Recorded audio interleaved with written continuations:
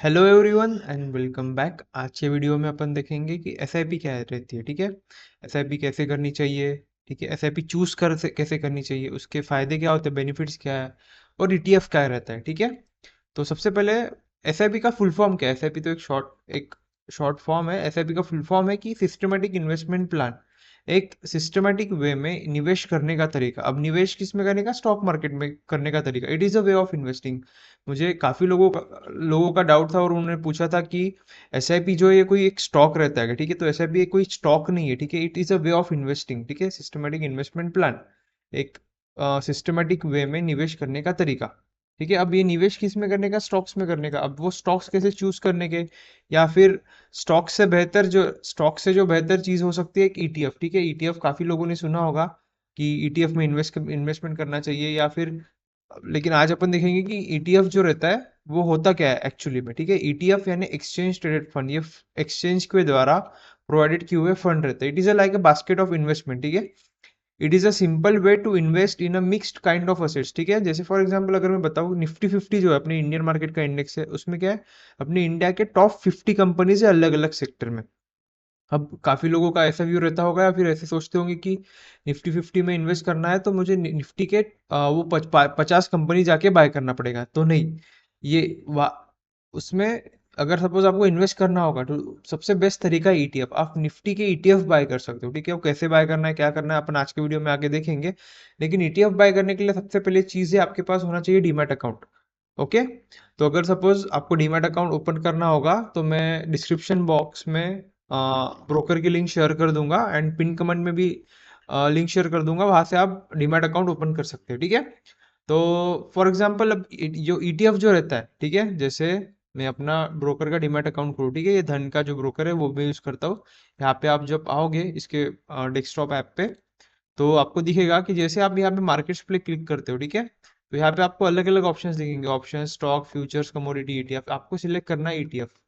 ठीक है, ये ईटीएफ, अब जैसे ही आप ईटीएफ में क्लिक करोगे, अब ईटीएफ जो है ना वो काफी चीजों के रहते हैं। ठीक है, लेकिन मेजरली अपन देखेंगे कि आज कैसे अपन सेक्टर्स में, ठीक है, ओके, कैसे सेक्टर्स में और ब्रॉड इंडेक्स में इन्वेस्ट कर सकते हैं। ठीक है, एंड उसके बाद अगर सपोज आपको global global and in the sense कि आपको इंडिया के बाहर के कंपनीज या फिर दूसरे देश के स्टॉक मार्केट में इन्वेस्ट करना है, तो वो भी कैसे कर सकते हैं वो भी अपन देखेंगे। ठीक है, तो ब्रॉड इंडेक्स में सबसे पहले देखते हैं कि यहाँ पे आप देखोगे कि काफी अलग अलग जो है ना, अलग अलग थीम्स में इन्वेस्ट कर सकते हो। जैसे ये हो गया निफ्टी 50, और अलग अलग कंपनी जो है वो अपने ईटीएफ प्रोवाइड करती है, आप इन्वेस्ट कर सकते हो उसमें। ठीक है, लेकिन सबसे ज्यादा जो लोग जिसमें इन्वेस्ट करते हैं ना, वो कंपनीज आपने निप्पॉन सुना होगा, निप्पॉन निफ्टी 50 ईटीएफ, एंड उसके बाद जो है वो एसबीआई निफ्टी 50 ईटीएफ। ठीक है, अब आप यहाँ पे देख पा रहे होंगे कि यहाँ पे निफ्टी नेक्स्ट 50 भी दिख रहा है। अब निफ्टी नेक्स्ट 50 मतलब क्या,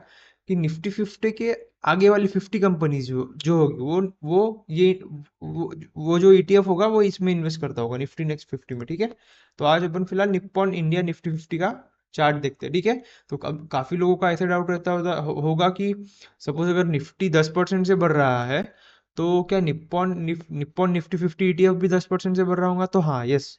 ठीक है, वही तो एक सबसे इसका एडवांटेज रहता है। ठीक है, चलो इसके अपन चार्ट देखते हैं पहले, कि फॉर एग्जांपल अगर अपन देखते हैं कि वीकली टाइम फ्रेम पे निप्पॉन ये जो ईटीएफ का जो चार्ट है, अगर कोरोना से अभी तक देखेंगे, मतलब 2020 से लेके ऑलमोस्ट अबर 2025 चल रहा है, तो अगर अपन देखते कैलकुलेट करते हैं कि बॉटम से अभी तक जो ये जो है ईटीएफ वो कितने परसेंटेज से बढ़ा था, देखिए आप यहाँ पे 233% से बढ़ा है निप्पॉन निफ्टी 50 ईटीएफ। और अगर अपन अभी निफ्टी 50 का चार्ट देखते हैं, जो अपना इंडेक्स है, इंडियन मार्केट का ब्रॉड इंडेक्स है, निफ्टी 50 इंडेक्स, मैंने यहाँ पे क्लिक किया। अगर इसको ओपन करके अगर अपन मेजर करते, तो देखिए यहाँ पे कि ये भी ऑलमोस्ट 223 225 ऑलमोस्ट 230 के आसपास अप्रोक्सीमेटली। ठीक है, तो ये एक तरीका है, ठीक है, निफ्टी 50 में इन्वेस्ट करने का। ओके, अब उसके बाद में आप बात कर रहा था ग्लोबल। अगर सपोज आपको दूसरे देश के ईटीएफ में इन्वेस्ट करना होगा, या फिर उनके स्टॉक मार्केट में इन्वेस्ट करना होगा, तो ये ब्रोकर जो धन जो ब्रोकर है वो ये सर्विस भी प्रोवाइड करता है कि आप यहाँ पे देखो निप्पॉन हैंगसेंग मतलब आप चाइना के स्टॉक मार्केट में इन्वेस्ट कर सकते हो।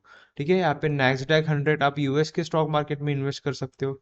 ठीक है, तो ये सर्विस भी प्रोवाइड करता है। ओके, तो ये हो गया ईटीएफ। ठीक है, अब देख सकते हो कि ईटीएफ में देखो ईटीएफ का जो आपको प्राइस, अगर ब्रॉड इंडेक्स में जाते हैं तो इसकी प्राइस देखो, आपको लेटेस्ट प्राइस अलग अलग दिख रही होगी, 272, करेक्ट। यहाँ पे 909, यहाँ पे 2600, 642, 683।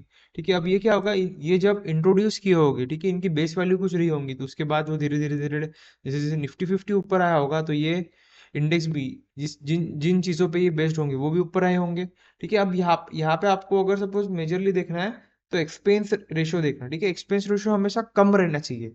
ठीक है, हमेशा कम रहना चाहिए, जो भी आप ईटीएफ सिलेक्ट कर रहे हो उस पे एक्सपेंस रेशियो जो है वो कम रहना चाहिए। ओके, तो अगर सपोज आप निप्पॉन निफ्टी 50 ईटीएफ पे जाओगे, क्लिक करोगे, तो देखोगे आप कि यहाँ पे अगर सपोज मुझे कुछ क्वांटिटी मतलब निफ्टी 50 में इन्वेस्ट करना होगा, फॉर एग्जांपल 100 क्वांटिटी इन्वेस्ट करना होगा, तो मुझे कितना कैपिटल लगेगा, ऑलमोस्ट 27,000 लगेगा। ठीक है, क्योंकि ये 272 का इसका प्राइस चल रहा है ईटीएफ का, तो आपको अगर 100 क्वांटिटी लेनी है तो आप 27,000 रुपीज से स्टार्ट कर सकते हो। और अगर सपोज आपको ग्लोबली इन्वेस्ट करना होगा, ठीक है, तो अगर सपोज मेरे को यूएस के स्टॉक मार्केट में इन्वेस्ट करना होगा, करेक्ट, तो यहाँ पे अगर मैं चूज कर सकता हूँ अगर 10 क्वांटिटी लेना होगा तो 169 वो मिनिमम अमाउंट मुझे लगेगा, करेक्ट। उसके बाद देखते हैं कि अगर सपोज आप अगर ये ईटीएफ में आप रेगुलरली इन्वेस्ट कर सकते हो। ठीक है, आप monthly, weekly, quarterly, half yearly या ईयरली, लेकिन काफी ज्यादातर लोग जो है वो मंथली चूज करते हैं, मंथली इन्वेस्ट करना प्रीफर करते हैं, करेक्ट, क्योंकि काफी सारे लोग जो है उनकी मंथली सैलरी आती है, मंथली इनकम्स आती है, करेक्ट। तो काफी सारे लोग जो है वो मंथली जो चूज करते हैं, तो अपन एक एसआईपी कैलकुलेटर देखते हैं। ठीक है, ये आप जैसे ही गूगल पे जाके अगर सर्च करोगे एसआईपी कैलकुलेटर, ठीक है, यहाँ पे आप जब ये फर्स्ट लिंक पे क्लिक करोगे ग्रुप पे, तो ये एसआईपी कैलकुलेटर ओपन हो जाएगा। ठीक है, अगर सपोज आप यहाँ पे देखो दो ऑप्शन आते हैं, एसआईपी और एक लमसम। लमसम यानी वन टाइम इन्वेस्टमेंट, एक साथ में पूरा इन्वेस्ट कर दिया नहीं, लेकिन अब आज अपन देख रहे हैं कि एसआईपी करते हैं तो उसके बेनिफिट्स कैसे रह सकते हैं। ठीक है, अगर फॉर एग्जाम्पल आप 100 रुपये से भी इन्वेस्टमेंट चालू कर सकते हो। ठीक है, ओके, अगर सपोज आप 100 रुपये इन्वेस्ट कर रहे हो अगले 20 साल के लिए, ठीक है, यहाँ पे देखो आपको दिख रहा है कि मंथली इन्वेस्टमेंट, आप यहाँ पे तीन कॉलम्स है, एक मंथली इन्वेस्टमेंट का है, एक एक्सपेक्टेड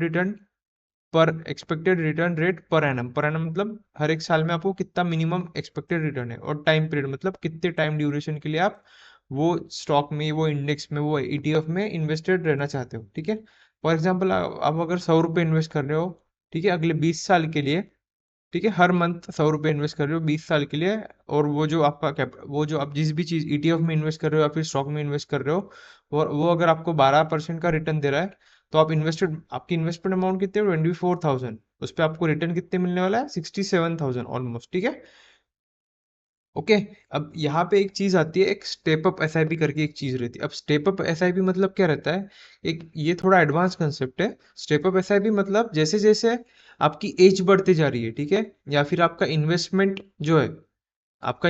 जर्नी आगे बढ़ती जा रही है, तो आप जो है ना वो स्टॉक मार्केट में इन्वेस्ट करने, जितना भी अमाउंट आप इन्वेस्ट कर रहे होगे, ठीक है, उसको स्टेप अप करते जा रहे हो। फॉर एग्जाम्पल अगर आप पहले साल में 10,000 रुपये इन्वेस्ट कर रहे थे, ठीक है, हर महीने आप 10,000 रुपये इन्वेस्ट कर रहे थे, अगले साल से आप क्या करोगे, इसको 5% या फिर 10% से इंक्रीज कर दोगे।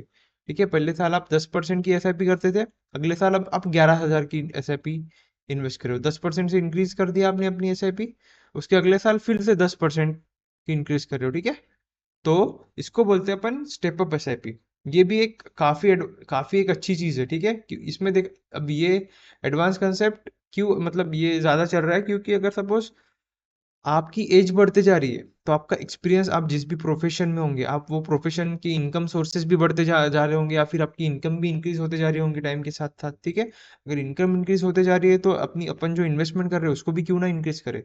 ठीक है, ये कंसेप्ट से स्टेप अप एसआईपी जो है वो काफी लोगों का पसंदीदा एक इन्वेस्टमेंट स्ट्रेटेजी भी रहता है। ठीक है, फॉर एग्जाम्पल देखते हैं अभी अपन अलग अलग, यहाँ पे आप अलग अलग अमाउंट अमाउंट ठीक है, एक्सपेक्टेड रिटर्न्स और टाइम पीरियड कैलकुलेट करके देख सकते हो आपके हिसाब से। अगर सपोज आपको 10 साल, या फिर कोई काफ़ी यंग होगा जो 30 साल तक इन्वेस्टेड कर सकता है, तो वो भी देख सकता है। या फिर कोई थोड़े एल्डर लोग होंगे जिनको 10 साल या फिर 15 साल के लिए इन्वेस्ट करना होगा, ठीक है, 15 साल, लेकिन उनके पास कैपिटल थोड़ा ज़्यादा है, हो सकता है वो 50,000 हर महीने इन्वेस्ट कर सके, ठीक है। और एक्सपेक्टेड रिटर्न अगर सपोज उनको 12% मिल रहा है, तो ऑलमोस्ट यहाँ पे देखो आप इन्वेस्टमेंट अमाउंट आप 90,000 रुपये इन्वेस्ट कर रहे हो 15 साल में, सॉरी 90 लाख इन्वेस्ट कर रहे हो, और आपको एक्सपेक्टेड रिटर्न जो है, ठीक है, 1,47,00,000 मिलेगा, ठीक है। तो आपका टोटल वैल्यू जो हो जाएगी वो इतनी हो जाएगी, ठीक है।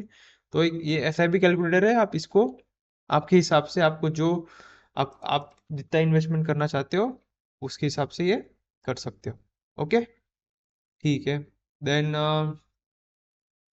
उसके बाद, ओके, देखो अब ये जो है ना, अब इन्वेस्टमेंट जो है ETF के द्वारा, ठीक है, आप ये यहाँ पे भी कर सकते हो, या फिर आपका कोई दूसरा ब्रोकर होगा उनके भी वॉच लिस्ट में जाके क्लिक कर सकते हो। लेकिन मेजरली ये, अब क्योंकि ये जो धन है, ये जो है अपन अपने को फॉरेन के स्टॉक्स में, स्टॉक मार्केट में भी इन्वेस्ट करने की अपॉर्चुनिटी देता है, इसीलिए मैं इसको प्रमोट कर रहा हूँ। ओके, देन उसके बाद मैं एक लास्ट चीज बोलना चाहूंगा ये वीडियो में कि investment isn't risky, non investing is. इसका मतलब क्या है कि जैसे जैसे अब अपन जिस एरा में रह रहे हैं, ठीक है, महंगाई बढ़ते जा रही है धीरे धीरे, अगर आप अपना इन्वेस्टमेंट डाइवर्सिफाई नहीं करोगे, ठीक है, तो आप जो है आप अपने फाइनेंशियल कंडीशंस को इम्प्रूव नहीं कर पाओगे, ठीक है। तो इसलिए बोला जाता है कि अपना जो इन्वेस्टमेंट रहता है उसको काफ़ी ज़्यादा डाइवर्सिफिकेशन रखना चाहिए, और डाइवर्सिफिकेशन का एक बेस्ट तरीका है ETF भी है, ठीक है। ओके, अगर आपको ये वीडियो पसंद आया तो इसे प्लीज़ लाइक करिए, सब्सक्राइब करिए। और अगर सपोज आपको आप चाहते हो कि मैं म्यूचुअल फंड पे वीडियो बनाऊं, तो जितने जल्दी अपने को इस वीडियो पे 1,000 लाइक्स मिल जाएंगे, अपन उतने जल्दी एक वीडियो बनाएंगे जिसमें अपन डिस्कस करेंगे कि how to choose an mutual fund, ठीक है, कौन सा म्यूचुअल फंड चूज करना चाहिए, उसको अलग अलग म्यूचुअल फंड्स से कंपेयर करके देखेंगे, ठीक है। तब तक के लिए thank you, and share this video with all your friends and family, those who want to know कि SIP क्या रहती है, कैसे इन्वेस्ट करना चाहिए, SIP कैलकुलेटर क्या है, ETF क्या रहता है। Okay, thank you, see you in the next video.